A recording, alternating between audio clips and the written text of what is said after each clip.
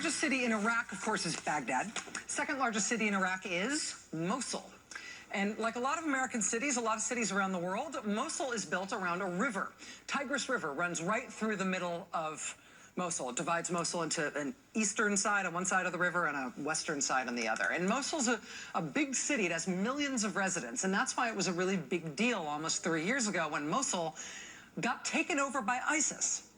By far, Mosul was the largest city under ISIS control anywhere. And from Iraq's perspective, to have their second largest city taken over by ISIS, that was just stunning to Iraq's conception of itself and the threat that ISIS posed to that country. But ISIS took Mosul almost 3 years ago, 2014. And you almost never get any good news when it comes to stories about ISIS. But in this case, there is good news. The Iraqi prime minister announced yesterday that at least in the eastern part of Mosul, east of the Tigris, ISIS has now been cleared out.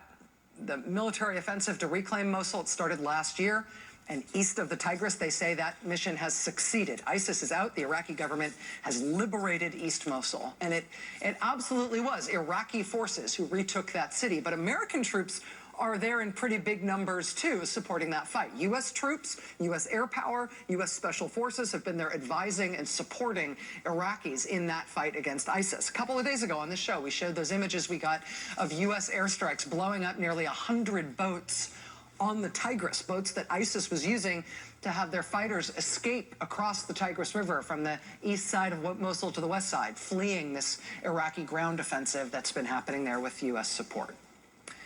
Well, now that the eastern side of Mosul has been cleared of ISIS, one of the day-to-day consequences of that for the little kids of Mosul is that those kids are now able to go back to school.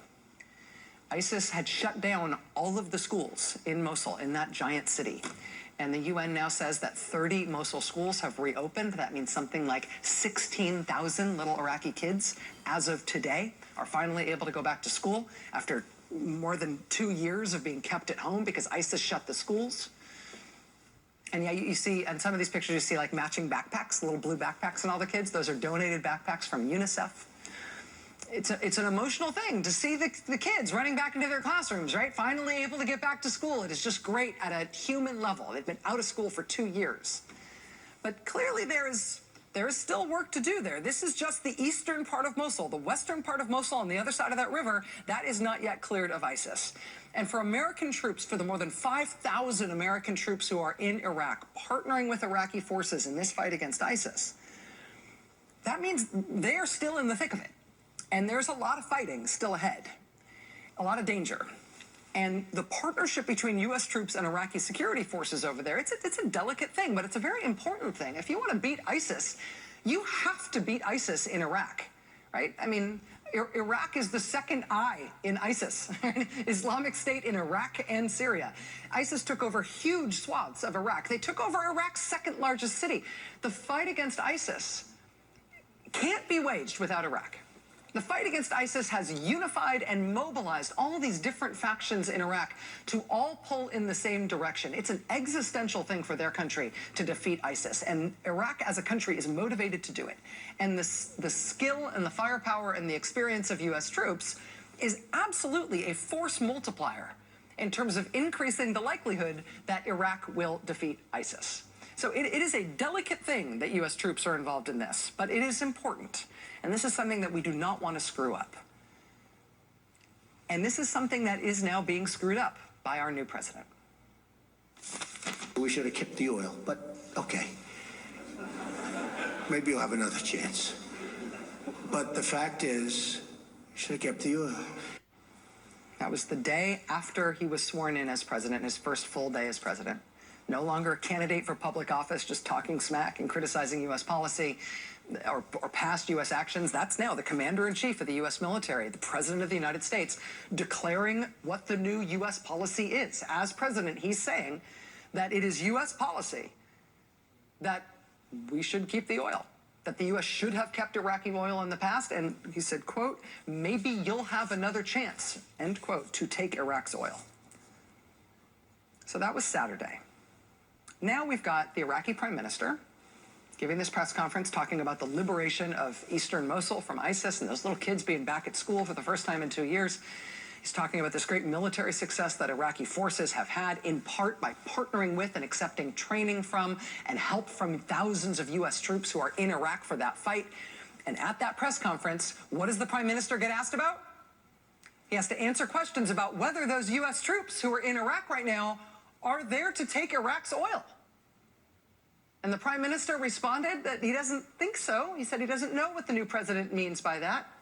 He said at this press conference yesterday, quote, "Iraqi oil is for Iraqis.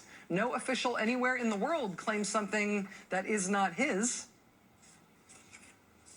But this is a dangerous thing to not have clarity on. And I don't mean it's dangerous in some academic geopolitical sense. I mean, it's literally physically dangerous for the American troops who are in Iraq right now. If the Iraqis they're serving alongside think that the United States has these members of our military in that country right now because it is now U.S. policy to take Iraq's oil, that is very dangerous for American troops in that environment, right? Like fighting ISIS wasn't dangerous enough. So we reported some of this on Monday Night Show. Now we have something new. Borzu Daragahi, a longtime Middle East correspondent, really good reporter, is now with BuzzFeed. He's obtained a 2-minute video that's reportedly circulating very widely in Iraqi social media. It's a 2-minute video. The title page here says, "The Politics of the New President of America Toward Iraq," and then the red word in the middle is Trump in Arabic. And then for over 2 minutes, there's this montage of the new president of the United States talking about Iraq, talking about how U.S. policy toward Iraq should be to take their most important natural resource. And the clips are all in English, of course, because he speaks English, but they're all subtitled in Arabic for an Arabic-speaking audience. Their armies are wiped out. They have weak armies. It's a corrupt society anyway. I mean, it's totally corrupt what's going on over there. So I said very simply that if it's me, we take the oil. I said, if we're to leave it, take the oil. At least pay us back. And I'd come out front page news, oh, Trump is a horrible human being. He wants to take the oil from a sovereign country. Sovereign. Give me a break. You see the people ripping off sovereign. But wouldn't you be destroying the wealth of Iraq? No, let me tell you. There is no Iraq. There is no Iraq. Their leaders are corrupt. Excuse me, there are no Iraqis. They're broken up into so many different factions. How are we going to take the oil? How are we going to do that? Just, you would leave a certain group behind, and you would take various sections where they have the oil there. So you would keep troops in Iraq after this year? I would take the oil.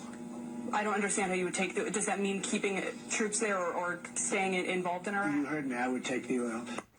Again, the reason that has Arabic subtitles is because that is circulating widely on social media in Iraq. And now our new president has reiterated that sentiment on his first full day in office, unprompted. He brought it up again, and now the Iraqi prime minister is fielding questions about it from the Iraqi press corps. And all the while, more than 5,000 Americans tonight are in Iraq, as this now takes hold because of our new president. Deputy Pentagon spokesman, who was in the post until last week under the Obama administration, put out this statement this week saying the White House needs to clearly say the